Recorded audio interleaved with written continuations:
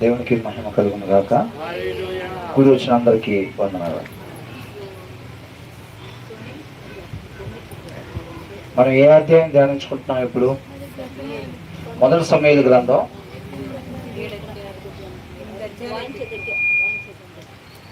8వ అధ్యాయాన్ని మనం ధ్యానించుకున్నాం. అవునా? ఇప్పుడు 9వ అధ్యాయం ధ్యానించుకోవాలి. 8వ అధ్యాయం ఏం ధ్యానించుకున్నాం మనం?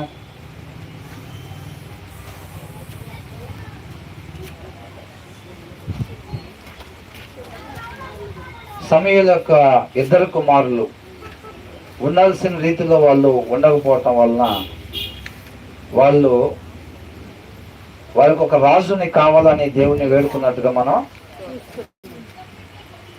చూస్తా ఉన్నాం. అవునా?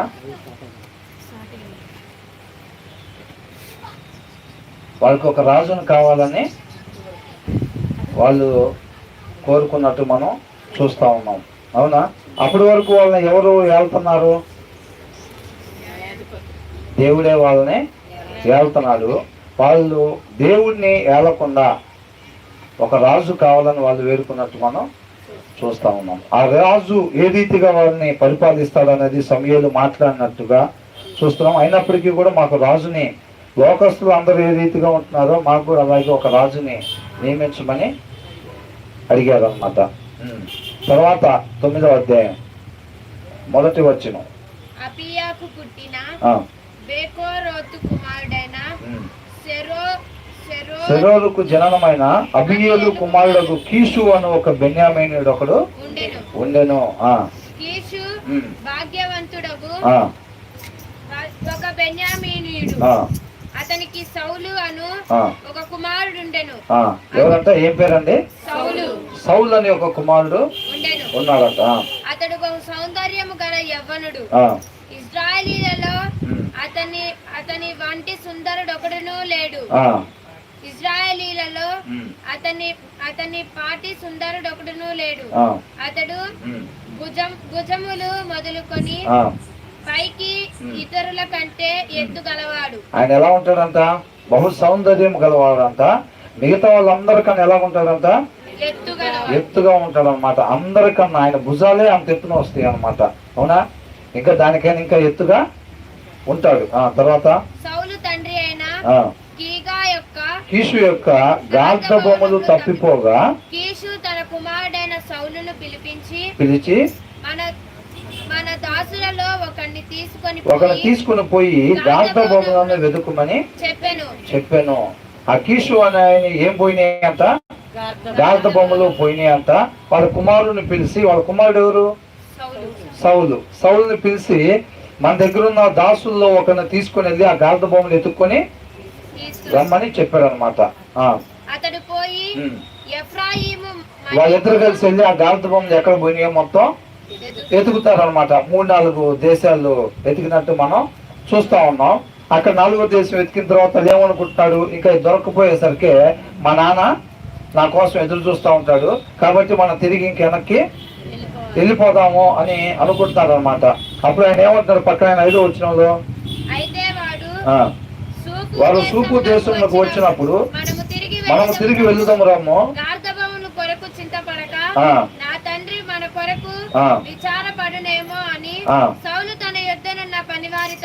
ఆ పక్కన వచ్చిన ఆయనతో అంటున్నాడు అనమాట, మా నాన్న వెయిట్ చేస్తా ఉంటాడు, గార్ద భూముల కోసం చూడకుండా మనం బయలుదేరి వెళ్ళిపోదాము అని అంటున్నాడు. అప్పుడు ఆ పక్కన ఏమన్నాడు? అనగా వాడు, ఇదిగో ఈ పట్టణములో దైవజనుడు ఒకడున్నాడు. అతడు బహుగనుడు. అతడు ఏ మాట చెప్పునో ఆ మాట నెరవేరును. చూసారండి? ఎవరైనా దైవజనుడు? సమూయేలు. అవునా?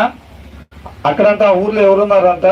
ఇదిగో ఈ పట్టణములో దైవజనుడు ఒకడున్నాడు. అతడు బహుగనుడు. చూసారా? ఆయన గురించి సాక్ష్యం చూసారు. మిగతా వాళ్ళు ఎలా చెప్తున్నారో మన గురించి మనం లేచి మనం సాక్ష్యాలు చెప్పుకుంటూ ఉంటాం. బ్రదర్, ఒక చిన్న సాక్ష్యం ఉంది, అవకాశం ఇస్తారా అని చెప్పి అక్కడ నుంచొని మేము ఒక అయ్యమని చెప్పుకుంటూ ఉంటాం. మనం ఏంటంటే వాక్యం ద్వారా దేవుడు మనతో చెప్పేది, మన గురించి ఇతరులు సాక్ష్యం చెప్పే రీతిగా మనం జీవించాలి. ఆ సాక్ష్యం ఎలా ఉండాలి? దేవుడి నామానికి అవమానకరంగా ఉండాలా, లేకపోతే మహిమకరంగా ఉండాలన్నమాట. ఏలీ కుమారుల వల్ల వాళ్ళకున్న సాక్ష్యం, ఆ జనాభా మధ్యలో వాళ్ళకున్న సాక్ష్యం దేవుడి నామానికి మహిమకరంగా ఉందా, అవమానకరంగా ఉందా? అవమానకరంగా ఉందన్నమాట. అవునా? వాళ్ళు యాజకుల ఇంటి కూడా దేవుని ఎరుగని వారుగా ఉన్నారని చెప్పి ఉంది. ఆ యొక్క సాక్ష్యం దేవుడి నామాన్ని అవమానపరిచేదిగా ఉందన్నమాట. ఇక్కడ సమూయేలు కుమారులు ఎలా ఉన్నారంట? సమూయేలు కుమారులు 8వ అధ్యాయం 3వ వచనం చూడండి. వీరు బెర్షెబాలో న్యాయాధిపతులుగా నుండిరి.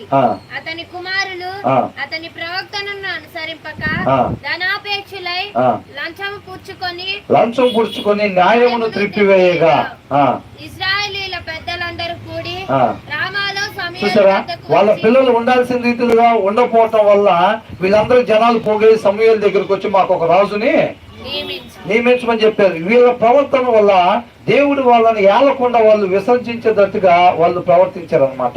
అంటే సమూయేలు పిల్లలు ఎలాంటి సాక్ష్యాన్ని కలిగి ఉన్నారు? వాళ్ళు దేవుడి నామానికి మహిమకరమైన సాక్ష్యం, లేకపోతే అవమానకరమైన సాక్ష్యం? అది ఉండాల్సిన రీతికి ఉండకుండా వాళ్ళు న్యాయాధిపతులుగా ఉండి లంచాలు తీసుకొని న్యాయాన్ని తిప్పివేశారంట.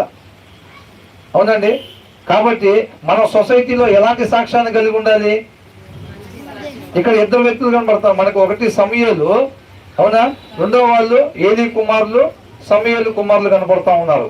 అంటే 2 రకాల జనాల్లా కనబడతా ఉన్నారు. సమూయేలు ఎలాంటి సాక్ష్యం కలిగి ఉన్నారు? ఏమని చెప్తున్నాడు? ఇదిగో ఈ పట్టణంలో దైవజనుడు ఒకడున్నాడు, అతడు బహుగనుడు, అతడు ఏ మాట చెప్పునో ఆ మాట నెరవేరును. చూసారండి ఎలాంటి సాక్ష్యాన్ని కలిగి ఉంటున్నారు? సమూయేలు గురించి ఇక్కడే కాకుండా ఇంతకు ముందు కూడా మనం చూస్తా ఉన్నాం అన్నమాట. అది దేవుడి నామాన్ని మహిమపరిచే సాక్ష్యాన్ని మనం కలిగి ఉండాలన్నమాట. ఆయన నామానికి అవమానం కలిగించే సాక్ష్యాన్ని మనం కలిగి ఉండకూడదు. యేసుక్రీస్తు వారు ఎలా జీవించారండి? తండ్రి నామానికి మహిమకరంగానా, అవమానకరంగానా? మహిమకరంగా జీవించారనమాట. ఆయన్ని పోలి మనం జీవించాలంటే మన సాక్ష్యం ఎలా ఉండాలి అంటే మన గురించి మనం గొప్పగా చెప్పుకోవటం కాదండి. ఒక చెడ్డ వ్యక్తిని పిలిచామనుకోండి, ఒక చెడ్డ వ్యక్తిని పిలిచి ఆయన తన గురించి తాను చెప్పుకోమంటే మంచిగా చెప్పుకుంటాడు, చెడ్డగా చెప్పుకుంటాడా? మంచిగా చెప్పుకుంటాడు. ఎవరి గురించి అది చెప్పుకునేది కాదు, కానీ మన గురించి ఇతరులు చెప్పేది మన గురించి సాక్ష్యం అన్నమాట. అది ఎలా ఉండాలి? దేవుడి నామానికి మహిమకరంగా ఉండాలి. అందుకోసమే ఇది మనకి రాపించినట్టు మనం చూస్తా ఉన్నాం. అతడు బహుగనుడు, అతడు ఏ మాట చెప్పునో ఆ మాట నెరవేరును. మనం వెళ్ళవలసిన మార్గం అతడు మనకి తెలియజేయము అని అతని యొద్దకు వెళ్దాము రండి అని చెప్పాను. ఏమంటున్నాడు? ఇక్కడ దైవజనుడు ఉన్నాడు, ఆయన దగ్గరికి వెళ్తే మనం పోయిన గార్ధ బొమ్మలు ఎక్కడ ఉంది చెప్తారు అనుకుంటా. కాబట్టి ఇక్కడ నుంచి వెళ్ళిపోకుండా ఆయన దగ్గరికి ఒకసారి వెళ్ళి కనుక్కుంటే మనం వెళ్ళవలసిన మార్గం ఏంటో చెప్తారు కదా. పల్లా దగ్గర ఉన్న వెళ్ళమన్నా లేకపోతే తిరిగి ఇంటికి వెళ్ళిపోమని చెప్తాడు కదా అని చెప్పి ఆయన దగ్గరికి వెళ్ళారనమాట. అక్కడికి వెళ్ళిన తర్వాత ఆయనకి ఇవ్వటానికి ఏం లేదంటే నా దగ్గర వెండి ఉంది కొద్దిగా, అది తీసుకొని వెళ్ళి ఆయనకి ఇద్దాము, ఇచ్చినప్పుడు ఆయన మనకి ఎటు వెళ్ళాలో చెప్తాడు అని అన్నాడు. అలా వెళ్ళిన తర్వాత కలుసుకున్నారు, సమూయేలుని కలుసుకున్నారు. సమూయేలు అక్కడ ఏమంటా ఉన్నాడో చూద్దాం. ఎందుకంటే మనం ప్రతి వచనం ధ్యానించుకోవట్లేదు కాదు, ఎందుకంటే ఈ స్టోరీ తెలుసు కదా, అందరికి ఏం జరిగింది ఏంటో తెలుసు కదా, అవునా? తర్వాత మనకి 14వ వచనంలో చూస్తే ఉన్నతమైన స్థలమునకు పోవచ్చున్న సమూయేలు వారికి ఎదురుపడిన వాళ్ళు ఎవరిని కలుసుకోవడానికి వచ్చారు? వాళ్ళు సమూయేలుని కలుసుకోవడానికి వచ్చారనమాట. సమూయేలు కనపడ్డాడా లేదా? సమూయేలు కనిపించాడు అనమాట.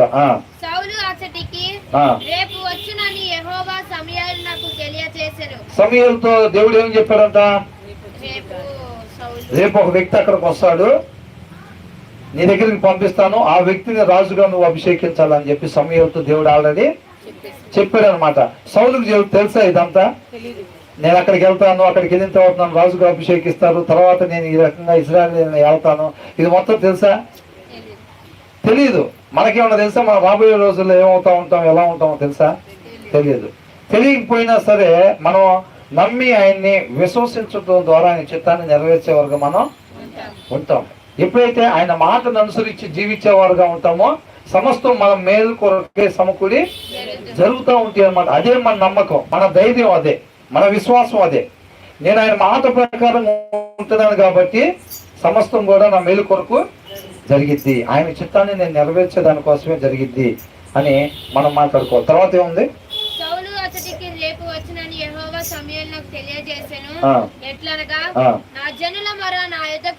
వచ్చను. నేను వారిని ఎవరంట? జనులు ఇశ్రాయేలీయులు. ఎవరి దగ్గరికి వచ్చిందంట ఈ మాట? యెహోవా దగ్గరికి వచ్చింది. ఇప్పుడు ఈ మాటలు ఎవరు మాట్లాడుతున్నారు? దేవుడే మాట్లాడుతున్నాడు. నా జనులు మొర్ర నా యొద్దకు వచ్చెను, నేను వారిని దృష్టించి ఉన్నాను, కాగా ఫిలిష్తీయుల చేతిలో నుండి నా జనులను విడిపించుటకై నా జనులైన ఇశ్రాయేలీయుల మీద వారిని అధికారినిగా అభిషేకించుటకు గాను రేపు ఈ వేళకు నేను బెన్యామీను దేశంలో నుండి ఒక మనుషుని నీ యొద్దకు రప్పించుదును. అవునా కదండి? జనరల్ గా గాంధ బొమ్మలు పోతే ఏమనుకుంటాం? సరే ఏంది మనకి ఇట్లా కీడు జరిగింది వాళ్ళ, అవి పోయిన రోజు ఏమనుకుని ఉంటాం? అవునా? వాళ్ళ నాన్న ఏం పోయినాయి అంట? గాంధ బొమ్మలు పోయినాయి అంట. ఆయన ఏమనుకుంటారు? అదే మనం అనుకోండి. అంటే మనం అంటే అందరు కాదు, ఇవాళ మన గాంధ బొమ్మలు పోయినాయి, పోగొట్టుకున్నాం, అసలు ఏం చేయాలో అర్థం అవ్వట్లేదు, ఏంటి ఇలా జరిగింది, మనం దాన్ని ఎలా భావించుకుంటామండి? కీడుగా భావించుకుంటాం మనం. అవునా? ఏమని? అసలు ఇవాళ ఇట్లా పోయినాయి, మనకి ఇవాళంతా కీడే జరుగుతుంది ఏందో మనకి. ఆ గాంధ బొమ్మలు పోకపోతే వాళ్ళ నాన్న సౌలుని పంపించేవాడా? సౌలు అక్కడికి వెళ్ళకపోతే దేవుడి దృష్టిలో ఉన్నాడా లేదా? కాబట్టి అది మేలు కొరకు జరిగిందా? ఈయన మొత్తం ఎత్తుక్కొని అక్కడికి సమూయేలు దగ్గరికి వెళ్తాం మేలు కోసం జరిగిందా, కీడు కోసం జరిగిందా?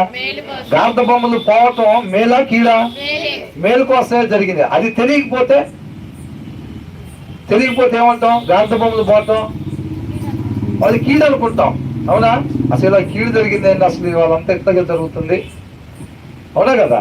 కాబట్టి మనం నమ్మాల్సింది, మనకు ఉండాల్సిన ధైర్యం ఏమిటి అని అంటే, ఆయన వాక్కు ప్రకారంగా మనం జీవిస్తున్నట్లయితే సమస్తం కూడా మనం మేలు కొరకే సమకూడి జరుగుతూ ఉంటాయి అన్నమాట. అవునండి? దేవుణ్ణి ఆనుకొని జీవించే వాళ్ళకి ఉండే ఒక ధైర్యం ఏంటంటే, ఏదైనా ఇలాంటిది జరిగినప్పుడు అది ఖచ్చితంగా నా మేలు కోసమే అది జరిగింది, ఆయన చిత్తాన్ని నెరవేర్చడంలో ఒక భాగంగానే అది జరిగింది అని నమ్ముతాం అన్నమాట. అవునా? ఇప్పుడు అబ్రహాం అంట ప్రార్థన చేసుకున్న తర్వాత ఇమ్మీడియట్ గా అబ్రహాం లోతు ఇద్దరు కూడా విడిపోయినట్టుగా మనం చూస్తా ఉన్నాం. అప్పుడు చూసాం కదా, మన ఆదికాండం ధ్యానించుకునేటప్పుడు ప్రతి టర్నింగ్ కూడా చెడ్డ గమ్యానికే చేర్చదు అనేది హెడ్డింగ్ తోటి మనం చూసాం. సర్దుకోవటం అవ్వలేదుగా, బహుశా అది ప్రార్థన ముగించబడింది అన్నదాకా అవ్వదనుకుంటున్నాను. అంతేనా? లేకపోతే ఇదివరకు లాగా నేను మధ్య మధ్యలో ప్రశ్నలు అడుగుతా ఉంటే అప్పుడు ఎక్కడ కూర్చున్న వాళ్ళు అక్కడే ఉంటారు. రేపు ఈ వేళకు నేను బెన్యామీను దేశంలో నుండి ఒక మనుషుని యొద్దకు రప్పించుదును అని అంటా ఉన్నాడు. అవునా? ఇప్పుడు అలా ప్రార్థన చేసుకున్న తర్వాత అంటే ఇద్దరు విడిపోగానే అప్పుడు ఏమైంది? లోతు ఎప్పుడైతే అబ్రహాం నుంచి విడిపోగా వాళ్ళిద్దరి మధ్యలో ఎక్కువగా వాళ్ళకి గొర్రెలు గొడ్లు ఇవన్నీ ఉండటం వల్ల ఒక ప్లేస్ సరిపోవట్లేదు, కాబట్టి నీకు కావాల్సిన ప్లేస్ ని నువ్వు సెలెక్ట్ చేసుకోమన్నప్పుడు లోతు దాన్ని చూసుకో మంచి ప్రదేశాన్ని, చక్కగా నీరు పచ్చని చెట్లు ఉన్న ప్రదేశాన్ని సెలెక్ట్ చేసుకున్నాడు. ఎప్పుడైతే లోతు అబ్రహాం దగ్గర నుంచి వెళ్ళిపోగానే ఇమ్మీడియట్ గా అబ్రహాంతో దేవుడు మాట్లాడినట్టుగా చూస్తా ఉన్నాం. అవునా? ఏ పని కోసం ఎన్నుకున్నాడో ఆ పనిని దేవుడు అబ్రహాంకి తెలియపరుస్తున్నట్టుగా మనం చూస్తా ఉన్నాం. మనం ఏమనుకుంటాం? ప్రార్థన చేసి కళ్ళు తిరగంగానే ఏంటబ్బా ఇట్లా విడిపోయారు, అసలు ఇప్పటి నుంచో కలిసి ఉండే వాళ్ళు ఇలా విడిపోవటం ఏంటి, కీడు జరిగింది ఏంటి, మనతో దేవుడు లేడా అసలు అనుకుంటాం. అవునా? ఇప్పుడు ఇక్కడ కూడా ఏంటి? గాంధ బొమ్మలు పోయినాయి అంటే బహుశా మనం అప్పుడే ప్రార్థన చేసుకొని చక్కగా ఉదయాన్నే లేచి వాళ్ళ దేవుడి చిత్తాన్ని బలంగా నెరవేర్చే వరకు ఉండాలి మనం అని అనుకుంటాం. మనకి పొద్దున్న లేకుండా ఇట్లాగా మన వస్తువులు పోవటం కానీ లేకపోతే లాంటివి జరిగినాయి అనుకోండి, ఏమనుకుంటాం? అసలు ఏంటి ఇలా జరిగిందండి, దేవుడు మనకు తోడుగా లేదా అంటే.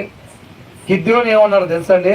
పరాక్రమం గల బలాఢ్యుడా, దేవుడు నీకు తోడుగా ఉన్నాడు, దేవుడు నాకు తోడుగా ఉంటే నేను ఎందుకు ఇక్కడ దాక్కోవాలి? అవునా? దేవుడు మాకు తోడుగా ఉంటే మేము ఎందుకు ఇక్కడ దాక్కోవాలి? మా వాళ్ళు అందరూ కొండల్లో గృహల్లో దాక్కున్నారు ఆ దెబ్బకి భయపడి అని అంటున్నాడు. అవునండి? ఎందుకని దాక్కున్నారంట? అప్పుడున్న కనానీయులతో మిగిలిన వాళ్ళతో మీరు సావాసం చేయబాకండి, మీ పిల్లలు వాళ్ళ కుమార్తెలకు ఇచ్చి వివాహం జరిపించబాకండి అని చెప్తే వీళ్ళు వినకుండా ఏం చేశారు? అట్లా చేశారు. చేసినప్పుడు దేవుడు వాళ్ళని ఏం చేశాడు? వాళ్ళ శత్రువులకి అప్పగిచ్చాడు. అప్పగిచ్చినప్పుడు ఈయన ఏం చేశాడు? గోధుమలు దొల్లగొట్టే గానుగు చాటున దాక్కుని ఉన్నాడు. అది ఎవరి వల్ల ఈయన అక్కడ దాక్కున్నాడు? అసలు వీళ్ళు చేసుకున్న దానికే వీళ్ళు అక్కడికి ఆ పరిస్థితిలోకి వచ్చింది. వచ్చి మళ్ళీ ఎవరిని బ్లేమ్ చేస్తున్నాడు? ఎవరి మీద వేస్తున్నాడు? అది దేవుడు మాకు తోడుకుంటే మాకెందుకు వచ్చింది ఈ పరిస్థితి అని అన్నాడు. ఆ పరిస్థితి వాళ్ళకి ఎందుకు వచ్చింది? ఆయన మాట వాళ్ళు వినకపోవటం వల్ల వచ్చింది, అంతేనా కదా? కాబట్టి ఇప్పుడు ఇక్కడ మనం చూస్తే కొన్ని విషయాలు జరిగినప్పుడు ఏంటి మన కీడు కోసం జరిగింది, ఇట్లా జరిగింది ఏంటి, అట్లా జరిగింది ఏంటి అని అనుకుంటాం. కానీ అవన్నీ కూడా అర్థమవుతుందండి. యోబు ఏమన్నాడండి?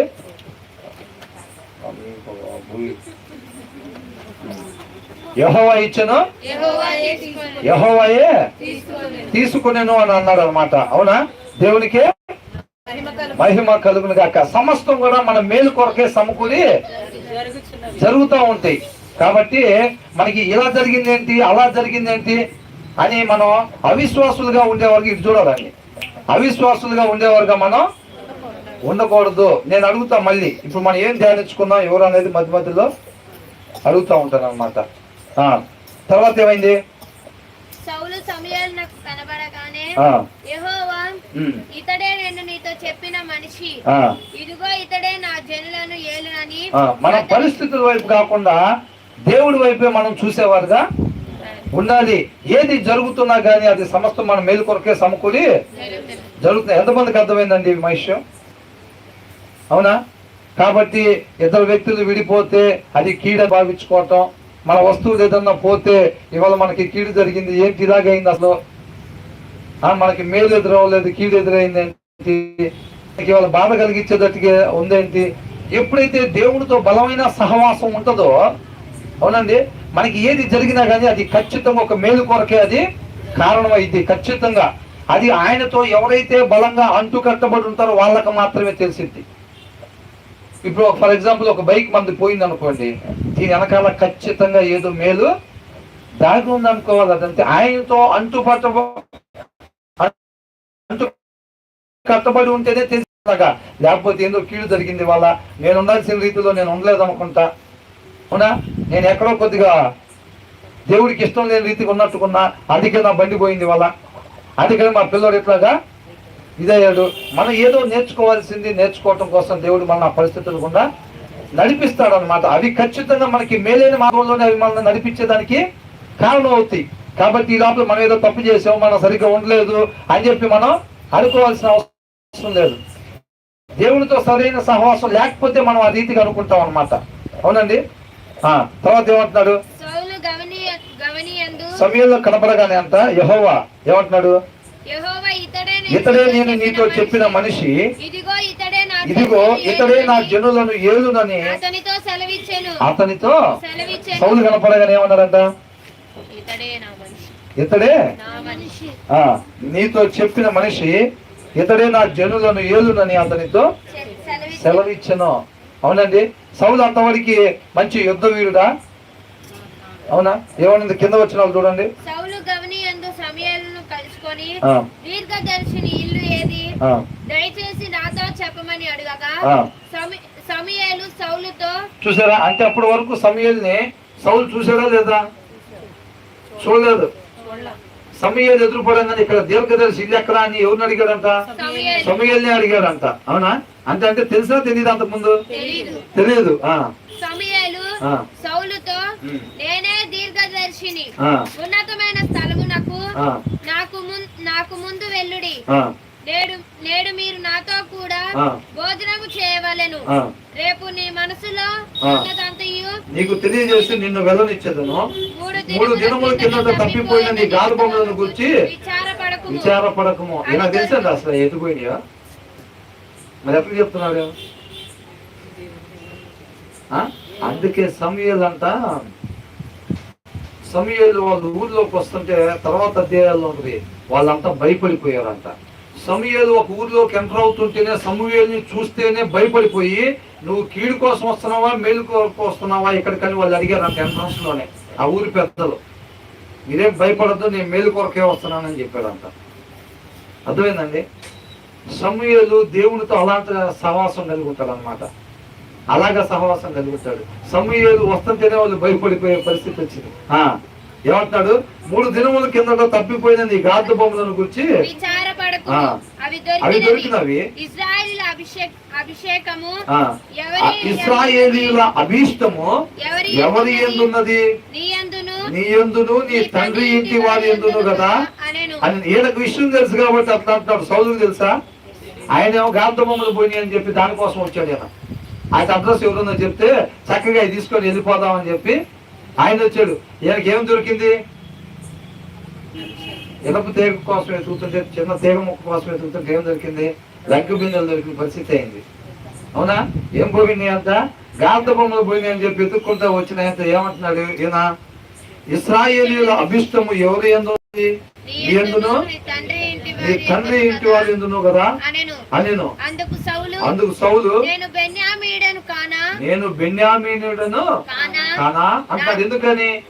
అంతకుముందు బెన్యామీనులో ఒక తప్పిదం చేయటం వల్ల ఆ గోత్రం మొత్తం కూడా తుడిచిపెట్టేటట్టుగా వాళ్ళు మొత్తం కూడా సమర్థించారు. ఈ మిగతా వాళ్ళే, మిగతా గోత్రాల వాళ్ళే వాళ్ళు చేసిన తప్పిదాన్ని బట్టి. అవునండి, ఒక తప్పిదాన్ని బట్టి ఒక ఆడపిల్లను ఇట్లాగా మరణానికి గురి చేయటం వల్ల, అంటే ఆమెను పాడు చేసి మరణానికి గురి చేయటం వల్ల వాళ్ళందరూ కలిసి ఈ గోత్రం వాళ్ళతో యుద్ధం చేయటం, వీళ్ళందరూ కూడా సమూలంగా నాశనం అయిపోయేటట్టుగా చేయటం జరిగింది. వాళ్ళు కేవలం కొంతమంది మాత్రమే మిగిలితే తర్వాత వాళ్ళందరూ కూడా బాధపడి మనలో నుంచి ఒక గోత్రం పోకూడదని చెప్పి ఆ గోత్రం మళ్ళీ బతికుండాలని చెప్పి వారికి ఆడవారిని కొంతమందిని సమకూరేటట్టుగా భార్యలను సమకూర్చడం, ఆ రీతిగా గోత్రాన్ని మళ్ళీ పెంచడం జరిగింది అనమాట. అంటే అది ఉన్న గోత్రాల్లో చిన్న గోత్రంగా ఉంది. అవునా? ఏనేమంటున్నాడు? ఇశ్రాయేలీయుల అభిష్టం ఎవరి యందు ఉన్నది అని అంటున్నాడు. అవునా? అప్పుడు ఏమంటున్నాడు?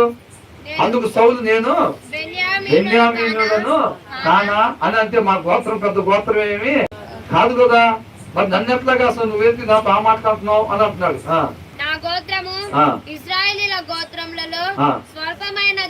స్వల్పమైనది కాదా? స్వల్పం అంటే చిన్నదా పెద్దదా? చిన్నది. అసలు చిన్నది కదా మా గోత్రం, మేము ఉండే గోత్రం. అసలు నన్నేంటి అట్లా అంటున్నావు, హెచ్చించి మాట్లాడుతున్నావు ఏంటని అంటున్నాడు. నా ఇంటి వారు బెన్యామీను గోత్రపు ఇంటి వారు అందరిలో అల్పులు కారా? అల్పులు అంటే తక్కువ వాళ్ళు, గనులు అంటే ఎక్కువ వాళ్ళు, అల్పులు కదా. అంటే వీళ్ళ కుటుంబం ఎలాంటిదంట? వీళ్ళ గోత్రమే చిన్న గోత్రం అంట. గోత్రాలు 12 గోత్రాల్లో ఆ చిన్న గోత్రంలో కూడా వీళ్ళ కుటుంబం ఎలాంటిదంట? అల్పులు అంట. అంటే ఇప్పుడు మన ఏరియాలో వాళ్ళ పెద్ద కుటుంబం అండి, 17-18 ఫ్యామిలీలు ఉన్నాయి. అవునా? వీళ్ళ ఫ్యామిలీ ఎలాంటిదంట? గోత్రంలో చిన్న ఫ్యామిలీ అంట. నాతో ఇలాగున ఎందుకు పలుకుచున్నావు? చూసారండి సౌలు ఎలా అంటున్నాడు? అసలు అంత ఆశ్చర్యం ఎందుకు వచ్చింది అసలు? అంటే ఆయనకు అర్హుడుగా ఉన్నాడా లేదా అర్హత కాకుండా ఉన్నాడా? అర్హత లేని వాడికి ఉన్నాడు అనమాట. అంటే దేవుడి చేత ఎన్నుకోబడాలంటే అర్హత కావాలా? అవునా?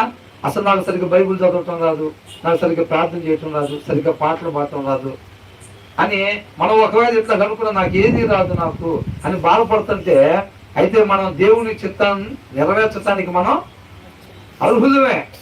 అర్థమవుతుందండి? ఆయనకి కావాల్సిందంటే ఈ లోక సంబంధంగా ఉద్యోగాలు ఇవ్వటం కోసం మీ సర్టిఫికేట్లు తీసుకురండి, మీరు ఎక్కడెక్కడ చేశారు అట్లా అడుగుతారు కదా. దేవుడు ఎన్నుకోవటం అట్లా అడుగుతాడా?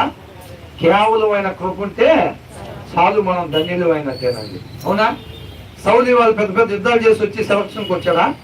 ఎలా వచ్చాడు? ఎలా సెలెక్ట్ చేయబడ్డాడు?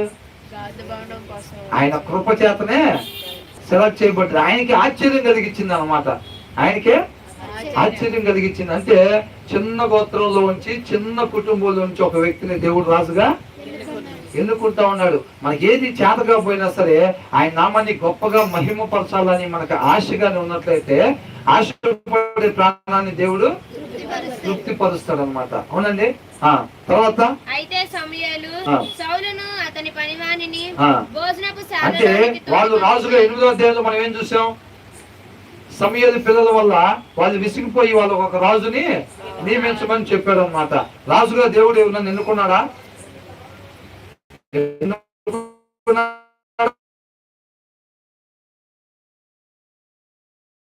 ఎన్నుకున్నాడు.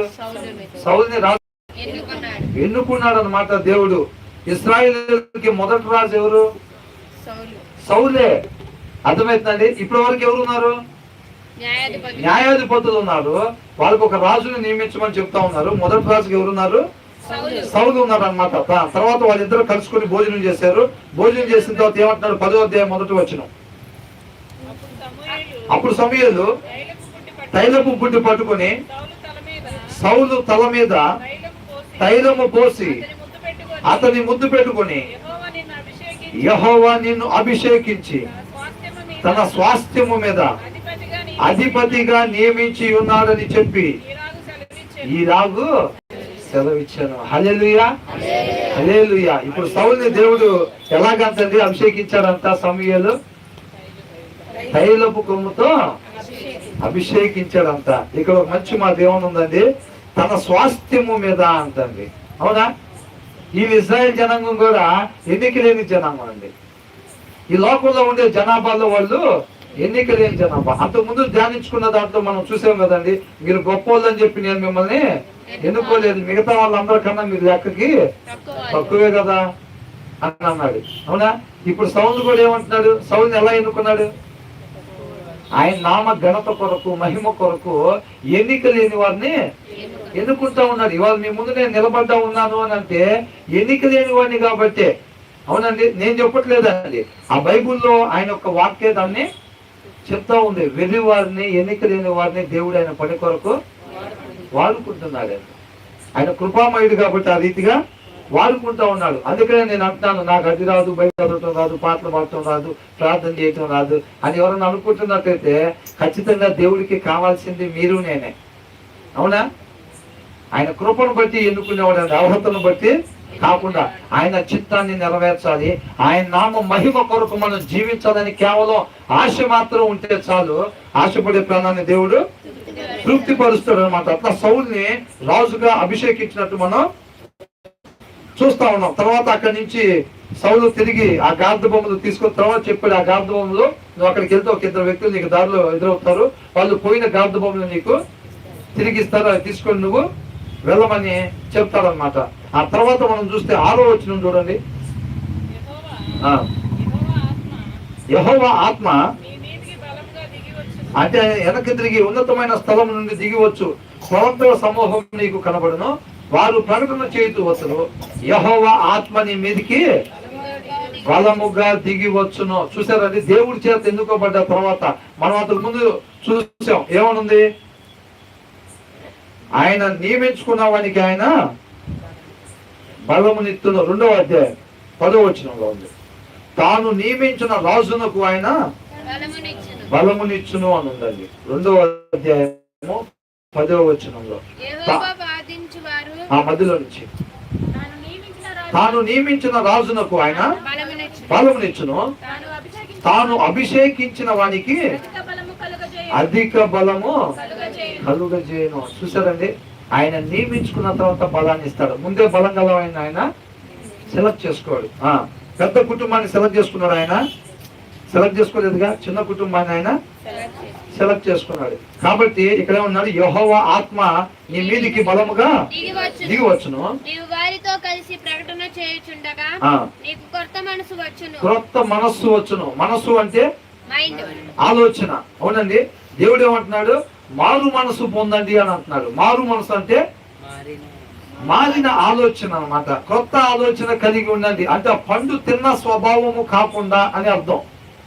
అవునండి, పండు తిన్న దేవుడు ఏమన్నాడు? పండు తినద్దు అన్నాడు. వీళ్ళు ఏం చేశారు? తిన్నారు. అలాంటి ఆలోచన కాకుండా చెప్పింది చేసే ఆలోచనగా మీరు ఉండాలి. దాన్నే మారు మనసు అని అంటా ఉన్నారనమాట. ఇక్కడ ఏమైందంట? యెహోవా ఆత్మ నీ మీదకి బలముగా దిగివచ్చును, నీవు వారితో కలిసి ప్రకటన చేయుచుండగా నీకు క్రొత్త మనస్సు వచ్చును. అంటే దేవుని చిత్తాన్ని నెరవేర్చే ఆలోచన కలిగేవాడిగా ఉంటాడనమాట సౌలు అప్పటి నుంచి. అవునండి, తర్వాత ఏమంటున్నాడు? దేవుడు నీకు తోడుగా నుండును గనుక ఈ సూచనలను నీకు సంభవించిన తరువాత నీకు మంచిదని తోచిన దానిని చేయము. చూసారా, దేవుడు నీకు తోడుగా నుండును గనుక ఈ సూచనలు నీకు సంభవించిన తర్వాత నీకు మంచిదని తోచిన దాన్ని చేయము అని అంటున్నాడు. అర్థమవుతుందండి? అంటే దేవుడు అప్పుడప్పుడు వచ్చి మాట్లాడుతూ వెళ్ళిపోతా ఉండడండి. దేవుడు తోడుగా ఎవరికైతే ఉంటాడో ఆయన చిత్తాన్ని వాళ్ళకి బయలుపరుస్తూ ఉంటాడు అనమాట. ఆయన చిత్త ప్రకారంగానే వీళ్ళు నడుచుకుంటూ ఉంటారు. అవునా? తర్వాత నాకంటే ముందు నీవు గిల్గాలు నాకు వెళ్ళగా. ఎవరు మాట్లాడుతున్నారు? ఇది సమూయేలు మాట్లాడుతున్నాడు ఈ మాటలో. అవునా? సమూయేలు తర్వాత నుంచి ఏం చేశాడు? రాజుగా అభిషేకించాడు. అభిషేకించిన తర్వాత ఈ మిగతా మాటలు మొత్తం కూడా సమూయేలే మాట్లాడుతూ ఉన్నారు అన్నమాట. నువ్వు ఇక్కడి నుంచి అక్కడికి వెళ్ళు, అక్కడ గాలిత భూములు ఇస్తారు, తర్వాత అక్కడికి వెళ్ళు, ఫిలిష్తీయుల కొండ దగ్గరికి వెళ్తే అక్కడ ప్రవక్తలు నీకు ఎదురవుతారు, వాళ్ళు ప్రవచిస్తూ ఉంటారు, వాళ్ళ దగ్గరికి నువ్వు కలుసుకున్నప్పుడు దేవుని ఆత్మ నీ మీదకి బలంగా దిగి వచ్చింది. ఈ మాటలన్నీ కూడా సమూయేలు చెప్తున్నాడు అనమాట. అవునా? ఆ తర్వాత ఏమంటున్నాడు? నాకంటే ముందు నీవు బలులను సమాధాన బలులను అర్పించుటకై నేను నీ యొద్దకు దిగి వత్తును. నేను నీ యొద్దకు వచ్చి నీవు చేయవలసిన దానిని నీకు తెలియజేయ వరకు 7 దినముల పాటు నీవు అచట నిలువవలెను. అతడు సమూయేలు నద్ద నుండి వెళ్ళిపోవుటకై. చూసారండి సమూయేలు ఏం చెప్పాడండి? సమూయేలు ఏం చెప్తున్నాడు? నాకంటే ముందు నువ్వు గిల్గాలు నాకు వెళ్ళగా దహన బలులను సమాధానం అర్పించుటకై నేను నీ యొద్దకు దిగివత్తును అని అంటున్నాడు. ఎప్పుడు అర్పించాలంట?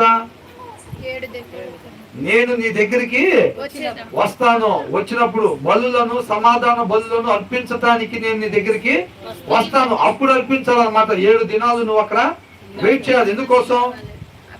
నీవు చేయవలసిన దానిని నీకు తెలియజేయ వరకు అని అంటాడు. నువ్వు అక్కడ ఏం చేయాలో, నువ్వు అక్కడ దాకా వెళ్ళేదానికి వరకు చెప్పాడు అనమాట.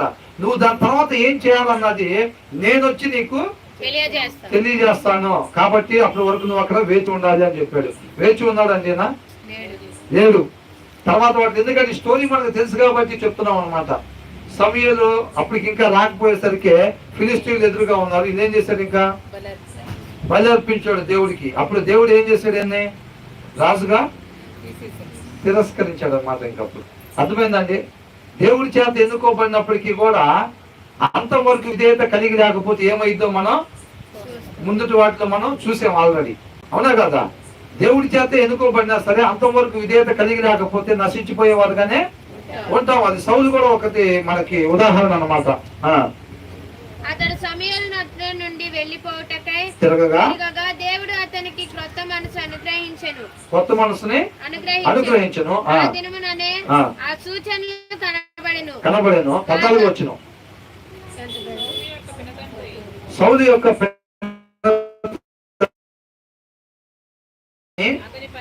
అతని పనివాణిని చూచి మధ్యలో 5 వచనాలు లేకపోతే ఒక 7 వచనాలు మనం తీసేసామనంటే తర్వాత వాళ్ళ మధ్యలో జరిగింది. అంటే ఆయన అక్కడికి వెళ్ళిన తర్వాత ఏం జరిగిందంటే మెయిన్ మనం ధ్యానించుకుంటా ముందుకి వెళ్తా ఉన్నాం అన్నమాట. కాబట్టి మనం అనుకున్నది అంతకు ముందు దీన్నే మనకి ఇక్కడ జరిగేటప్పుడు ఏంటంటే మీరు కూడా ఒకసారి దాన్ని ధ్యానించుకుంటా ఉంటే, సమూయేలు గ్రంథాన్ని ధ్యానించుకుంటా ఉంటే మనకి మరింత లోతుగా చక్కగా అర్థమైద్ది అనమాట. కాబట్టి ఇక్కడ ఏదైతే మనం ధ్యానించుకుంటున్నామో దాన్ని మీరు ఇంటి దగ్గర కూడా ధ్యానించుకుంటా ఉండండి.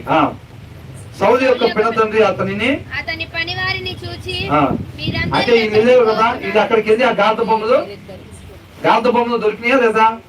దొరికినాయి. వాటిని తీసుకొని వీళ్ళు ఇంటికి వచ్చేస్తారు అనమాట. అంటే గాంధ బొమ్మలు ఎందుకు పోయి దొరికినట్టు? అసలు సౌలుని రాజుగా ఎన్నుకోవటానికి, అభిషేకించటానికి, దేవుడి చిత్తాన్ని సౌలుకి తెలియపరచడం కోసం. అవునా? ఇవన్నీ జరగటం కోసం గాంధ బొమ్మలు పోవటం అనేది జరిగింది. తర్వాత తెలుసుకోవాల్సింది ఎప్పుడైతే తెలుసుకున్నారో ఇక ఇమీడియట్ గా ఆటోమేటిక్ గా గాంధ బొమ్మలు వచ్చేసినాయి. ఇప్పుడు ఇశ్రాయేల్ జనాంగం తెలుసుకోవాల్సింది తెలుసుకోవటం కోసం దేవుడు ఏం చేస్తున్నాడు? వారి శత్రువులకి అప్పగిస్తున్నాడు. ఎప్పుడైతే వీళ్ళు తెలుసుకోవాల్సింది తెలుసుకున్న తర్వాత ఏం చేస్తున్నాడు? అక్కడే ఉంచుతున్నాడు. వాళ్ళని ఏం చేస్తున్నాడు? మళ్ళీ వాళ్ళని అక్కడి నుంచి తీసుకుని వచ్చేస్తున్నాడు. ఇప్పుడు నేనేం చెప్పాను ఒక్కొక్కరిని అడుగుతా. ఇప్పుడు విన్నారుగా? జాగ్రత్తగా ఉన్నారుగా? చేస్తాను, నువ్వు చెప్పు.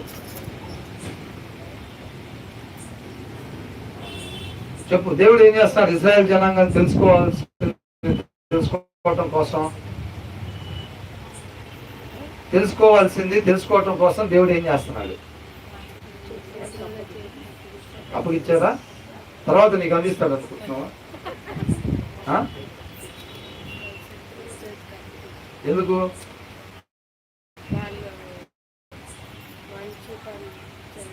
మంచి పనులు చేయడానికి అంటున్నాడు. అందుకేనా? దేవుని చిత్తాన్ని వాళ్ళు ఏదైతే తెలుసుకోవాల్సింది తెలుసుకోవటం కోసం వారిని శత్రువుల చేతికి అప్పగిస్తున్నాడు. వాళ్ళు తెలుసుకున్న తర్వాత వాళ్ళు మరలా తీసుకుని వస్తున్నాడు. మనం అనేక అంశాలను చూసుకుంటూ వచ్చాం ఆ రీతిగా. అవునా? దేవుడు ఎలాంటి ఆలోచన కలిగి ఉన్నాడు, ఇజ్రాయెల్ జనాంగాన్ని ఏ రీతిగా తనతో నిత్యం ఉండటానికి సిద్ధపాటు చేస్తా ఉన్నాడు, నేర్పిస్తా ఉన్నాడు. తనతో నడవటం ఇలాగ నడవాలి అని చెప్పి వారికి ఏ రీతిగా నేర్పిస్తా ఉన్నాడో మనం చూసుకుంటా వస్తున్నాం. ఎంత దూరం వచ్చిన తర్వాత ఇప్పుడు డిగ్రీ చదివే వాడికి 2వ ఎక్కం అడిగితే బిత్తర చూపులు చూస్తున్నాడు అనుకో, నీకేం చెప్తాం? అవునా? 1వ తరగతి 2వ తరగతి 3వ తరగతి మొత్తం చదివించుకొచ్చి 2వ ఎక్కం 3వ ఎక్కం 4వ ఎక్కం మొత్తం నేర్పించుకొచ్చి డిగ్రీ దాకా వచ్చిన తర్వాత 2వ ఎక్కం చెప్పమంటే మళ్ళీ ప్రయోజనం ఏమైనా ఉంటుందా? కాబట్టి శ్రద్ధ కలిగి ఉండాలి మనం. గాంధ భూములు పోయినాయి. ఎందుకోసం పోయినాయి? సౌలు అక్కడికి వెళ్ళాలి, సమూయేలు కలుసుకోవాలి, రాజుగా అభిషేకించబడాలి, దేవుని చిత్తాన్ని తెలుసుకొని ఆయన చిత్తం కొరకు ఉండాలి, నెరవేర్చాలి. కాబట్టి ఇది మొత్తం కూడా జరిగింది. జరగాల్సిన పని అయిపోయింది కదా. ఇక ఇమ్మీడియట్ గా గాంధ భూములు దొరికిపోయినాయి. అంటే పోవటం కీడికా మేలుగా? మేలుకే. ఆయన మాట ప్రకారంగా మనం జీవించేటప్పుడు సమస్తం మన మేలు కోసమే సమకూడి జరుగుతాయి. కాబట్టి కూర్చొని ఏడవలసిన పని ఏమి లేదు. మనకుండే ధైర్యం ఏంటి? నేను ఆయన మాట ప్రకారంగా జీవిస్తున్నాను కాబట్టి ఖచ్చితంగా దీని వెనకాల ఒక మేలు దాగి ఉంది. కాకపోతే అక్కడ పరిస్థితి చూస్తే మనకి కీడు దాగనే కనిపించింది. అవునా కదా? కానీ చాలా దినాలు కూడా సౌలు రాలేదు. గాంధ భూముల కోసం వెళ్ళి సౌలు కూడా రాలేదుగా. చాలా దినాలు 3-4 దేశాలు ఎతికారంట. అవునా? ఆ తర్వాత ఏమనుంది?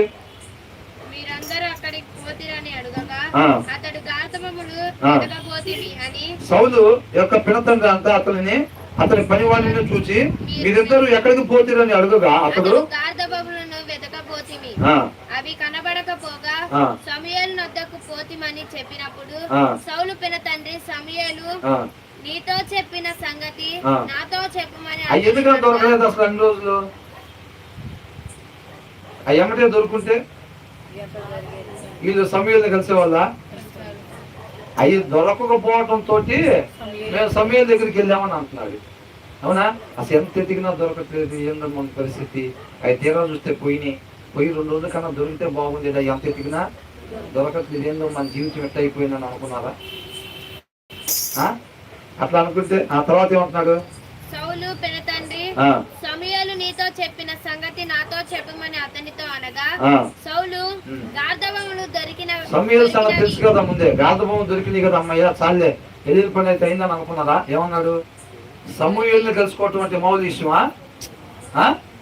సమూయేలు నీతో ఏం చెప్పాడు అది నాతో చెప్పమని అడుగుతా ఉన్నాడు. సమూయేలు అంటే సామాన్య వ్యక్తి కాదండి. అవునా? కొంతమంది ఏదో పుట్టాం కాబట్టి 4 రోజులు జీవించాలనుకునే టైపు కాదు. కాబట్టి ఏమంటున్నాడు? సమూయేలు నీతో ఏం చెప్పాడు అది నాతో చెప్పమని చెప్తున్నాడు. సౌలు గార్ధబములు దొరికినని అతడు చెప్పానని తన పినతండ్రితో అనేను గాని రాజ్యములు వచ్చి సమూయేలు చెప్పిన మాటలు తెలపలేదు. రాజుగా ఎన్నుకున్నాడు కదా, ఆ మాటలు చెప్పాడంట, అవి చెప్పలేదంట. తరువాత సమూయేలు మిస్పాకు యెహోవా యొద్దకు జనులను పిలువనంపించి ఇశ్రాయేలీయులతో ఇట్లా నేను జనాలు మొత్తాన్ని అంతా మిస్పా అనే ప్రదేశానికి పిలిచి జనాలు మొత్తాన్ని పిలిచాడంట. పిలిచి రాజుగా ఎందుకు మాకు ఒక రాజుని ఇవ్వమని చెప్పారు కదా. ఇది మొత్తం జనాలకు తెలుసా? తెలియదు ఇంకా. అవును కదా? వాళ్ళు మాకు ఒక రాజుని ఇవ్వమని చెప్పాడు. అయితే మీ ఇళ్ళకి మీరు వెళ్ళండి అని చెప్పాడు. 8వ అధ్యాయం చివరిలో అంతటితో ముగించబడింది. 9వ అధ్యాయంలో దేవుడు ఎన్నికని మనం చూస్తా ఉన్నాం. కీషు కుమారుడైన సౌలుని దేవుడు రాజుగా ఎన్నుకున్నట్టుగా మనం చూస్తా ఉన్నాం అన్నమాట. ఇది ఇప్పుడు జనాలకి తెలియపరిచే సందర్భం. కాబట్టి వాళ్ళందరూ ఒక దగ్గరికి పోగు చేస్తారు. పోగు చేసి ఏమంటున్నాడు? 18వ వచనం, ఇశ్రాయేలీయుల దేవుడైన యెహోవా ఇలాగున సెలవిచ్చుచున్నాడు, నేను ఇశ్రాయేలీయులైన మిమ్మును ఐగుప్తు దేశంలో నుండి రప్పించి ఐగుప్తీల వశములో నుండి మిమ్మును బాధపెట్టిన జనములన్నిటి వశములో నుండి విడిపించి తిని. ఎవరు మాట్లాడుతున్నారు? ఇది యెహోవా ఇలాగు సెలవిచ్చుచున్నాడు అనుందా? దేవుడు ఈ రీతిగా చెప్పాడని చెప్పి మాట్లాడుతూ ఉన్నాడు. ఏమంటున్నాడు? ఐగుప్తు దేశంలో నుండి రప్పించి ఐగుప్తు వశంలో నుండి మిమ్మల్ని బాధ పెట్టిన జనములన్నిటి వశంలో నుండి ఎవరు విడిపించారు వీళ్ళని? ఐగుప్తులు బానిసలుగా ఉన్నప్పుడు ఎవరు విడిపించారంట? దేవుడు విడిపించాడంట. ఆయనను మీ దుర్దశలన్నిటినీ ఉపద్రవములన్నిటినీ పోగొట్టి మిమ్మల్ని రక్షించిన మీ దేవుని మీరు విసర్జించి ఏం చేశారంటే వీళ్ళు? మనం అనుకున్నది ఇప్పుడు అంతకుముందు చూసాం కదా, ఐగుప్తులోని బానిసత్వం నుంచి తీసుకొచ్చిన దేవుడిని వీళ్ళు ప్రేమించారా, విసర్జించారా? విసర్జించారు. అంటే అవసరం తీరిపోగానే విడిచిపెట్టేశారన్నమాట దేవుణ్ణి. ఏం చేశారంట? మీ దేవుని మీరు ఇప్పుడు విసర్జించి, వీళ్ళు ఏమన్నారు? దేవుడు ఏలకుండా మాకు ఒక రాజును నియమించమని వీళ్ళు అడిగారు అనమాట. మీరు ఇప్పుడు విసర్జించి మా మీద ఒకని రాజుగా నియమించమని ఆయనను అడిగి ఉన్నారు. కాబట్టి ఇప్పుడు మీ గోత్రముల చొప్పునను మీ కుటుంబముల చొప్పునను మీరు యెహోవా సన్నిధిని హాజరు కావాలను. ఏమంటున్నాడు? ఐగుప్తులో బానిసత్వం తగ్గించి మిమ్మల్ని తీసుకొచ్చిన దేవుణ్ణి మీరు విసర్జించి మాకు ఒక రాజును నియమింపమని మీరు అడిగారు కదా. అంటే అది న్యాయమా అన్యాయమా? న్యాయమా అన్యాయమా? న్యాయమా అన్యాయమా? అన్యాయమా? న్యాయమా అన్యాయమా? వీళ్ళు బానిసత్వంలో ఉన్న వీరిని ఐగుప్తులో నుంచి తీసుకొచ్చిన దేవుణ్ణి వీళ్ళంతా విసర్జించారంట. అది న్యాయమా అన్యాయమా? ఓకే, ఇప్పుడు గట్టిగా చెప్తున్నారు. అది అన్యాయం చేస్తారు. కాబట్టి ఇప్పుడు మీరందరూ కూడా ఒక దగ్గరికి రండి, మీ కుటుంబాలందరూ కూడా దగ్గరికి రండి అని అంటున్నాడు. మీరు యెహోవా సన్నిధిని హాజరు కావాలి. ఇశ్రాయేలు గోత్రములన్నిటిని సమూయేలు సమకూర్చగా బెన్యామీను గోత్రము ఏర్పడెను. చూసారా ఏమైందంటే? ఇశ్రాయేలు గోత్రములన్నిటిని 12 గోత్రాలు వాళ్ళందరినీ పిలిచారు కదా మిస్పా దగ్గరికి. అందరినీ పిలిచిన తర్వాత దేవుడు ఏ గోత్రాన్ని సెలెక్ట్ చేసుకున్నాడు? బెన్యామీను గోత్రము ఏర్పడిన. అంటే దేవుడు ఆ గోత్రాన్ని చూపించాడు అనమాట. ఆ గోత్రాన్ని చూపించాడు ఫస్ట్. బెన్యామీను గోత్రమును వాని ఇంటి కూటముల ప్రకారము అతడు సమకూర్చగా బెన్యామీను గోత్రములు అన్ని కుటుంబాలంతా సమకూర్చారు, ఒక దగ్గర పెట్టారు. ఫస్ట్ ఏమో అన్ని గోత్రాలను పెట్టినప్పుడు దేవుడు బెన్యామీను గోత్రాన్ని ఎన్నుకున్నాడు. తర్వాత మిగతా వాళ్ళని పక్కన పెట్టి బెన్యామీను గోత్రాలు అన్ని కుటుంబాలను ఒక దగ్గర పెట్టారు. తర్వాత దేవుడు ఏం చేస్తున్నాడు? సమకూటగా నద్రి ఇంటి కూటము ఏర్పడిన ఆ కుటుంబాన్ని దేవుడు ఎన్నుకున్నాడు. తర్వాత కూషు కుమారుడైన సౌలు ఏర్పడెను. చూసారా, ఒక కుటుంబాన్ని ఎన్నుకున్నాడు. ఆ కుటుంబంలో ఎవరిని ఎన్నుకున్నాడు? సౌల్ని ఎన్నుకున్నాడు. నాకు ఈ ఎన్నిక దేవుడు ఎన్నుకున్న విధానం ఇది చదువుతుంటే నాకేం గుర్తొచ్చిందంటే, ఆకాను దొంగతనం చేసినప్పుడు యెహోషువ హాయి పట్టణం మీదకి వెళ్ళి ఇల్లు ఓడిపోయారు. దేవుడు వాళ్ళకి తోడుగా లేడు. వద్దన్న పని చెప్పించిన దాంట్లో వచ్చి మీరు ముట్టుకోవద్దని అంటే ముట్టుకోవటం వల్ల దేవుడు వాళ్ళకి తోడుగా లేకుండా పోయాడు. ఆ విషయం తెలుసుకొని వీళ్ళు హాయి పట్టణం మీద యుద్ధానికి వెళ్ళారు. వెళ్ళినప్పుడు ఏమైంది?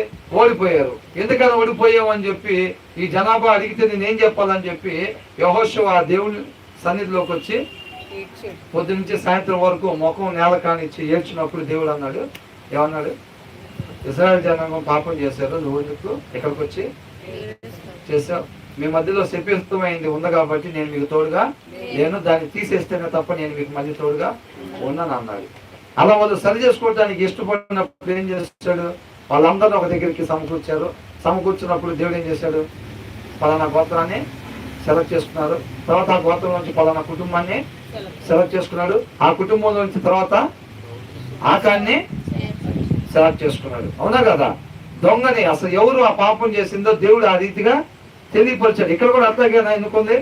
ఆ గోత్రాన్ని ఎన్నుకున్నాడు, తర్వాత కుటుంబాన్ని ఎన్నుకున్నాడు, తర్వాత సౌల్ని ఎన్నుకున్నాడు అనమాట. అయితే జనులు అతన్ని వెతికినప్పుడు అతడు కనబడలేదు. ఏమైందంట? దేవుడు ఎవరిని చూపించాడంట? బెన్యామీను గోత్రం. తర్వాత ఆ కుటుంబాన్ని చూపించాడు. ఆ కుటుంబంలో ఎవరిని ఎన్నుకున్నాడు? సౌలు ఎన్నుకున్నాడంట. కానీ సౌలు మాత్రం అక్కడ కనపడట్లేదంట. కావున వారు ఇక్కడికి ఇంకొక మనుషుడు రావలసి ఉన్నదా అని యెహోవా యొద్ద విచారణ చేయగా ఏమంటున్నారంట? వాళ్ళు సౌలు ఎన్నుకున్నాడంట, అయితే ఆయన కనపడట్లేదంట. ఇక్కడికి ఇంకొక మనుషుడు రావలసి ఉన్నదా అని యెహోవా యొద్ద విచారణ చేయగా యెహోవా ఇదిగో అతడు సామానులో దాగి ఉన్నాడని ఎక్కడ దాక్కున్నాడంట? అప్పటికే తైలపు కొమ్ముతో అభిషేకించారా లేదా? అభిషేకించాడు. అవునా? ఈయన కూడా గిద్యోను లాగా అనమాట. పరాక్రమం గల బలాఢ్యుడా అంటే ఈయన ఆల్రెడీ గాను చోటన దాక్కొని ఉన్న వాళ్ళు అట్లా అంటారా ఎవరన్నా? దేవదత్తకి తెలుసు కాబట్టి దేవుడి చేత ఎన్నుకోబడ్డాడని ఆ మాట అన్నాడు. గిద్యోనికి తెలుసా అప్పటికి? తెలీదు. ఎవరిని నన్నేనా నా వెనకాల ఎవరన్నా ఉన్నారా అని అనుకుని ఉంటాడు బహుశా. అవునా? ఈయన ఏం చేశాడంట? భయపడిపోయి ఎక్కడ దాక్కున్నాడంట? సామాన్లో దాక్కున్నాడు. ఆయన స్వాస్థ్యం మీద రాజుగా ఎన్నుకోవటం అంటే సామాన్య విషయమా? గాడిద భూములు పోతేనే ఎక్కడ ఉన్నాయో తెలియని వ్యక్తి. అవునా కదా? ఈయనకి ఆయన స్వాస్థ్యం మీద రాజుగా ఎన్నుకుంటేనంట భయపడిపోయి సామాన్లో దాక్కున్నాడంట వెళ్ళి. వారు పరిగెత్తుకొని పోయి అక్కడ నుండి అతన్ని తోడుకొని వచ్చిరి. అతడు జన సమూహములలో నిలిచినప్పుడు భుజములు మొదలుకొని పైకి ఇతరుల కంటే ఎత్తుగల వాడుగా కనబడెను. మనం మొదట్లో చూసాం కదా, సౌలు ఎలా ఉంటాడంట? మిగతా వాళ్ళందరికన్నా ఎత్తుగాను సౌందర్యంగా ఉంటాడనమాట. అప్పుడు సమూయేలు జనులందరిలో యెహోవా ఏర్పరిచిన వాణిని మీరు చూచితిరా? వాళ్ళకి రాజుని ఇవ్వమని చెప్పాడు కదా. అప్పుడు సౌలుని రాజు తీసుకొచ్చాల ముందు పెట్టాడు. చూసారా అని అంటున్నాడు. జనులందరిలో అతని వంటి వాడు ఒకడును లేడని చెప్పగా బొబ్బలు పెట్టుచు రాజు చిరంజీవి అగునుగా కాని కేకలు వేసిరి. దేవుడు ఎవరైతే రాజుగా వీళ్ళకి ఇచ్చాడో వాళ్ళందరూ కూడా ఆ చిరంజీవి అగునుగా కానీ వాళ్ళందరూ కూడా కేకలేస్తా ఉన్నారు అనమాట. తరువాత సమూయేలు రాజ్యపాలన అంటే గవర్నమెంట్ ఏర్పడగానే ఏమైంది, అసలు ఎలా పరిపాలించాలి, ఏంటి విధి విధానాలు ఇక డిస్కషన్ చేసుకుంటారు కదా. ఇక రాజు నియమించాడు కాబట్టి ఏం చేయాలనేది మొత్తం కూడా మాట్లాడుకోవడానికి ఇంకా అక్కడి నుంచి బయలుదేరి వెళ్ళారు. వాళ్ళలో కొంతమంది సూర్యులు ఎవరైతే ఉన్నారో బలం కలిగిన వాళ్ళు, ధైర్యం కలిగిన వాళ్ళు, వాళ్ళు సౌలుతో పాటుగా వెళ్ళారనమాట. కొంతమంది ఏం చేశారంటే దాని కింద వచ్చిన 26 వచనంలో సౌలు గిబియాలో తన ఇంటికి వెళ్ళిపోయాను. దేవుడి చేత హృదయ ప్రేరేపణ నొందిన సూర్యులు అతని వెంట వెళ్ళిరి. పనికి వారు కొందరు ఈ మనుషులు మనల్ని ఎలాగూ రక్షింపగలరని చెప్పుకొనొచ్చు అతన్ని నిర్లక్ష్యం చేసి అతనికి కానుకలు తీసుకొని రాకుండా అతడు చెవిటి వాడైనట్లు కొంతమంది అంతా ఆయన అమ్మటి వీరులు కొంతమంది వెళ్ళారంట. దేవుని చేత ప్రేరేపించబడిన వాళ్ళు కొంతమంది పనికి మాలిన వాళ్ళు ఏమనుకున్నారంట, ఏం ఎట్ట కాపాడతారు అసలు మనల్ని అని అనుకున్నారంట. ఎవరి గురించి? సౌలు గురించి అట్లాగా అనుకున్నారంట. ఆ తర్వాత ఏమనుంది?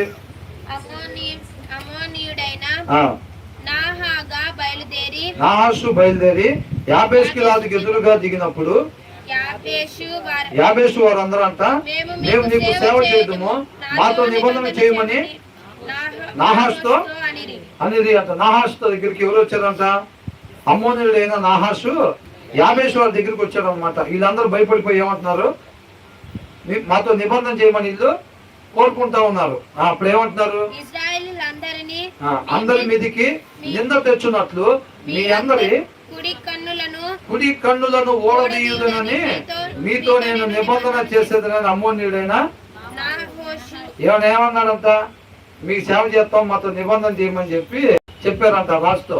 అదే ఆయన ఏమన్నాడు? ప్రేమతో చేస్తా, మీతో నిబంధన చేస్తా. ఆ నిబంధన ఏంటంటే మీ అందరి కూడా కుడి కన్నులు ఓడదీసి మీతో నిబంధన చేస్తాను అన్నారంట. అవునా? అదేం చేస్తాడు? మంచి చేస్తున్నట్ట లేకపోతే కీడు చేస్తాను అంటున్నట్టు. అవునా? సమాధానానికి వచ్చినా సరే ఆయన తిరస్కరిస్తున్నాడు అనమాట. అప్పుడు ఏమైంది?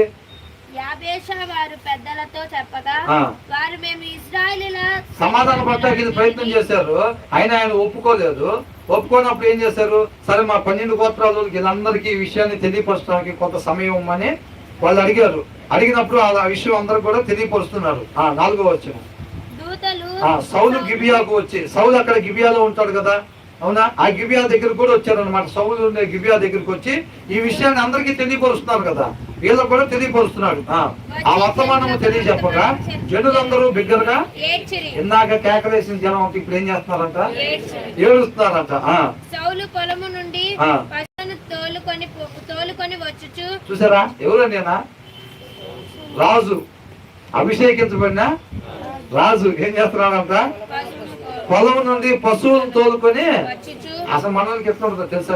ఆల్రెడీ ఓట్ ఎలక్షన్ అయిపోయి పలానా వాళ్ళు ఎన్నికయ్యారో తెలియగానే అప్పటి నుంచే పరిపాలన స్టార్ట్ అయింది. ప్రమాణ స్వీకారం దగ్గర నుంచి కాదు, అప్పటి నుంచే పరిపాలన స్టార్ట్ అయిపోయింది. పోలీసు మొత్తం వాళ్ళ ఇంటి ముందు రెడీగా ఉంటారు, 10 జీబులు వేసుకొని. అవునా? కాన్వే మొత్తం రెడీ అయిపోయింది. రాజుగా ఏమన్నారు, జనాల దగ్గర తీసుకొచ్చి పెట్టారు. అయినా ఈయన ఏం చేస్తున్నాడంట, పొలం నుండి పశువును తోలుకొని వస్తున్నాడంట. రాజుగా అభిషేకించిన తర్వాత కూడా భయపడిపోయి ఎక్కడ దాక్కున్నాడు, సామాన్లో దాక్కున్నాడు. పోయి భయం గల ఆయన తర్వాత దేవుడి మాటని విధేయత చూపించాడా, తిరస్కరించాడా? తిరస్కరించాడు. మనకు స్టోరీ తెలుసు కాబట్టి మనం చూస్తున్నాం. కాబట్టి కంటిన్యూగా వెళ్ళాలి కాబట్టి మనం వెళ్తా ఉన్నాం అనమాట. ఆ గిబియా దగ్గరికి వచ్చి వాళ్ళు చెప్పారు అనమాట, ఇలాగా నాహాషు అని ఆయన వచ్చాడు, వచ్చి మన అందరిని కూడా ఇట్లాగా చేస్తానంటాడు, మన మీద యుద్ధానికి వచ్చాడు అని చెప్పి వచ్చి ఆ ప్లేస్ లో చెప్పినప్పుడు ఏమైందంట, తర్వాత జనులు ఏడ్చుటకు హేతువేమని అడుగగా యాబేషు వారు తెచ్చిన వర్తమానం అతనికి తెలియజేశారు అనమాట. సౌలు ఆ వర్తమానము వినగానే దేవుని ఆత్మ అతని మీదకి బలముగా వచ్చెను. అతడు అత్యాగ్రహుడై దేవుని ఆత్మ ఆయనకు రాకముందు నేను ఎక్కడ దాక్కున్నాడంట, సామాన్లో దాక్కున్నాడంట. అవునా? ఇప్పుడు ఏమంటాడు చూద్దాం. దేవుని ఆత్మ అంటే అతని మీదకి బలముగా వచ్చెను. అతడు అత్యాగ్రహుడై ఒక కాడి ఎడ్లను తీసి తునకలుగా చేసి ఇశ్రాయేలు దేశంలోని నలుదిక్కులకు దూతల చేత వాటిని పంపి సౌలుతోను సమూయేలుతోను చేరకుండా వాడెవడో వాని ఎడ్లను ఈ ప్రకారంగా చేయదని వర్తమానము చేస్తున్నాం. చూసారా ఏం చేస్తారంట, ఒక కాడి ఎడ్లను తీసుకొని తునకలుగా చేశారంట. అది 12 గోత్రాలు అందరూ పంపించి సౌలుతో పాటు దేవుడి చేత ఎన్నుకోబడ్డ సౌలుతో పాటు సమూయేలుతో పాటు ఎవరైతే రాడో వాళ్ళ ఎడ్ల మొత్తాన్ని కూడా నేను ఇదే రీతిగా చేస్తాను. ఎంత ధైర్యం వచ్చేసిందో చూసారా, ఆయనకి ఎంత బలం వచ్చిందో చూసారా. ఇందాక చూసారు కదా 2వ అధ్యాయం 10వ వచనంలో ఆయన నియమించిన వానికి ఆయన ఏమిస్తాడంట, బలాన్ని ఇస్తాడంట. ఆయన అభిషేకించిన వానికి అతను అధిక బలాన్ని దయచేస్తాడు. సామాన్లో దాక్కునే ఆయన అంతా చూసాడు ఎట్లా మాట్లాడుతున్నాడు ఇప్పుడు. అందువలన యెహోవా భయము జనుల మీదకి వచ్చిన కనుక 7వ వచనం ఒకడైనా నిలవకుండా వారందరూ కూడా భయపడిపోయి వచ్చారంట. అవునా? అంత పిరికి వాడుకుండేవాడు చూడండి ఎంత బలం వచ్చిందో. అతడు బెజేకులో వారిని లెక్క పెట్టగా ఇశ్రాయేలు వారు 3 లక్షల మంది, యూదా వారు 30,000 మంది ఐది. చూసారు ఎంతమంది జనాభా పోగారు. అప్పుడు రేపు మధ్యాహ్నములోగా మీరు రక్షణ కలుగునని యాబేషు రాజు వారితో చెప్పుడని వచ్చిన దూతలకు ఆజ్ఞ ఇచ్చి వారిని పంపివేశను. అస్సలు ఎప్పుడైతే దేవుడి చేత ఎన్నుకోబడ్డాడో ఈయనకి ధైర్యం బలం ఎట్లా వచ్చేసిందో చూసారా. దేవుని ఆత్మ అతని మీదకి రాగానే అసలు ఎంత ధైర్యం కలిగి కూడా అయిపోయాడో చూడండి. రేపు మధ్యాహ్నం కదా మీకు రక్షణ కలిగిద్ది అని చెప్పి ఆ వచ్చిన వాళ్ళతో చెప్పి పంపించాడు అన్నమాట. అవునా? తర్వాత ఏమంటున్నాడు, దూతలు పోయి యాబేషు వారికి వర్తమానము తెలుపగా వారు సంతోషపడి కాబట్టి నాహోషు యొక్క దూతలతో ఇట్లనిది, రేపు మేము బయలుదేరి మమ్మల్ని అప్పగించుకుందాము, అప్పుడు మీ దృష్టికి ఏది అనుకూలమో అది మాకు చేయవచ్చును. మరునాడు ఎవరితో చెప్పారు ఇది, నాహోషు వారితో చెప్పారు అనమాట. వీళ్ళందరూ కూడా వెళ్ళి. అవునా? ఎందుకని చెప్పారు, ఆయన ఏమని చెప్పాడు, ఏమని నిబంధన చేస్తాడంట, మీ అందరికీ కుడి కన్నులు ఓడదీసి మీతో నిబంధన చేస్తానని చెప్పాడు. చెప్పాడు కాబట్టి ఇట్లా అంటున్నాడా. మర్నాడు సౌలు జనులను 3 సమూహములుగా చేసిన తర్వాత వారు తెల్లవారు సమయమున దండు మధ్య నుంచి వచ్చి చెప్పాడా. ఏమని చెప్పాడు, రేపు మధ్యాహ్నానికల్లా మీకు రక్షణ కలిగిద్దని చెప్పి ఆ వచ్చిన దూతలతో చెప్పి పంపించాడంట. ఎప్పటి లోపల ఏమైనా హతం చేశాడంట, మధ్యాహ్నములోగా అమ్మోనీయులను హతము చేయగా వాళ్ళు మిగిలిన వారు ఇద్దరేసి కూడి పోజాలకుండా అదే మనం ఇటు పారిపోదాం అటు పారిపోదాం అనుకోవటానికి కూడా లేదంట. ఎవరు దాన్నాడు, పారిపోయారంట. అలా పరిస్థితి అట్లయింది. కుడి కన్నులు ఓడదీసి మీతో నిబంధన చేస్తానన్న వాళ్ళు ఏమయ్యారంట, ఇద్దరేసి పరిగెత్తే సమయం కూడా లేకుండా ఎవరు దాన్నాడు, పారిపోయారంట వాళ్ళందరూ కూడా. అవునా? ఎలా వచ్చింది, అంతకుముందు సౌలు ఇట్లా చేసినోడేనా, చేయగలిగినోడేనా అసలు? మరి తర్వాత ఇదంతా ఎట్లా చేస్తున్నాడు, యెహోవా అతనికి తోడు అయి ఉన్నాడు. కాబట్టి అసాధ్యమైన కార్యాలు మనం చేయాలి అని అంటే మనకి ఎవరు తోడుగా ఉంటే, దేవుడు తోడుగా ఉండాలి. ఆయనగా ఎక్కలేడు కాబట్టి దావీదు మహారాజు ఏమంటున్నాడు, నేను ఎక్కలేని ఎత్తైన స్థలంలోకి నన్ను ఎక్కించమంటాడు. ఎవరు ఎక్కించాలి? మన కూడా మన జీవితాల్లో కూడా ఆత్మీయంగా ఒక ఉన్నతమైన స్థితిలోకి వెళ్ళి దేవుడి నామాన్ని మహింపరిచే వాళ్ళు ఉండాలంటే దేవుడే మనల్ని నడిపించాలి తప్ప మన వల్ల ఏది కూడా కాదు. తర్వాత ఏమంటున్నాడు? జనులు సౌలు మనలను ఏలునా అని అడిగిన వారైరి. ఇందాక 10వ అధ్యాయం చివరి వచనంలో ఏమనుంది? పనికి మాలిన వారు కొందరు ఈ మనుషుడు మనల్ని ఎలాగో రక్షింపగలడని కొంతమంది అనుకున్నారంట. ఈయన మనల్ని ఏం రక్షిస్తాడని ఇందాక కొంతమంది అనుకున్నారు కదా. కానుకలు కూడా తీసుకురాకుండా వచ్చారు కదా. ఎప్పుడైతే ఈ విజయం సాధించారో ముందు ఆ సంగతి తెలుద్దామని చెప్పి ఏమంటారంట? జనులు కొంతమంది అంట సౌలు మనల్ని ఏలునా అని అడిగిన వారేది? మేము వారిని చంపునట్లు ఆ మనుషులను తెప్పించడానికి సమయాలతో అనగా అని అంటున్నాడు. అవునా? ఆ మాట్లాడుతున్నారంట. దేవుడి చేత ఎన్నుకోబడ్డ వాళ్ళని వాళ్ళు ఏం చేశారు? తిరస్కరించారు వాళ్ళు. అందుకని వాళ్ళు ఏమనిపిస్తారండి? పనికి మాలిన వారు కొందరు అని రాయబడింది అక్కడ. దేవుడి చేత ఎన్నుకోబడ్డ వాడిని తిరస్కరించకూడదు. దావీదు మహారాజు సౌలు మంచిగా లేకపోయినా సరే దేవుడి చేత ఎన్నుకోబడ్డాడు కాబట్టి అతను చంపడానికి ఇష్టపడ్డా? ఆ సాహసం చేయలేదు. దేవుడే చూసుకుంటాడని చెప్పాడు. అంతేనా చాలు. కాబట్టి దేవుని చేత నియమింపబడిన వాళ్ళ జోలికి మనం పోకూడదు. వాళ్ళ మాటకు వ్యతిరేకంగా మనం మాట్లాడకూడదు. ఈ అంశం మనం అంతకుముందు ధ్యానించుకున్నావా లేదా? అవునా? దేవుడి చేత ఎన్నుకోబడ్డ వాళ్ళ జోలికి మనం పోకూడదు. ఇవన్నీ కూడా మనం ముందే ధ్యానించుకున్నాం అనమాట. ఆ తర్వాత ఏమంటున్నాడు? ఇశ్రాయేలుకు రక్షణ కలుగజేస్తున్న కనుక ఈ దినమున ఏ మనుషుని మీరు చంపవద్దు అని అంటున్నాడు. వాళ్ళని వాళ్ళ వదిలిపెట్టేసండి, వాళ్ళు ఎవరిని చంపదని అంటారు. మనము గిల్గాలునకు వెళ్ళి రాజ పరిపాలన ప్రసిద్ధిని స్థాపించుకుందాము రండి అని చెప్పి సమూయేలు జనులను, అంటే వాళ్ళ కొత్తగా గవర్నమెంట్ ఫామ్ అయింది కదా. గవర్నమెంట్ ఫామ్ అయింది. వాళ్ళంతా ఆయన రాజుగా దేవుడు ఇచ్చాడు కాబట్టి ఎన్నుకున్నారు. ఇప్పుడు ఏంటంటే లీగల్ గా, అంటే ప్రమాణ స్వీకారం అంటారు చూసారా, అది వీళ్ళందరికీ చూపించాడు. పలానా వాళ్ళు గెలిచి పలానా పార్టీ గెలిచిందని చెప్పారు. కానీ ప్రమాణ స్వీకారం చేసి అఫీషియల్ గా ఇంకా అనౌన్స్మెంట్ చేయలేదు. అది ఇప్పుడు చేస్తారు అనమాట. ఏమంటున్నాడు? సమూయేలు జనులందరినీ పిలువగా వచ్చి గిల్గాలులో యెహోవా సన్నిధిని సమాధాన బలులను అర్పించి యెహోవా సన్నిధిని సౌలునకు పట్టాభిషేకము చేసిరి. చూసారా? ఇదన్నమాట ప్రమాణ స్వీకారం. ఏంటంట? పట్టాభిషేకం చేశారంట. సౌలును ఇశ్రాయేలీయులందరూ అక్కడ బహుగా సంతోషించారు. ఎంతతో ముగిద్దామండి, మన సమయం లేదు కాబట్టి. మనం 9వ అధ్యాయము 10వ అధ్యాయము 11వ అధ్యాయాన్ని మనం ధ్యానించుకున్నాం అనమాట. పోయినసారి మనం పోయిన శుక్రవారం ఎన్ని అధ్యాయాలు ధ్యానించుకున్నాం? 5 అధ్యాయాలు మనం ధ్యానించుకున్నాం. అవునా? అంతకు ముందే మనం 3 అధ్యాయాలు. మొదటిది ఏంటి? హన్నా గురించి. అవునా? రెండోది హన్నా గురించే.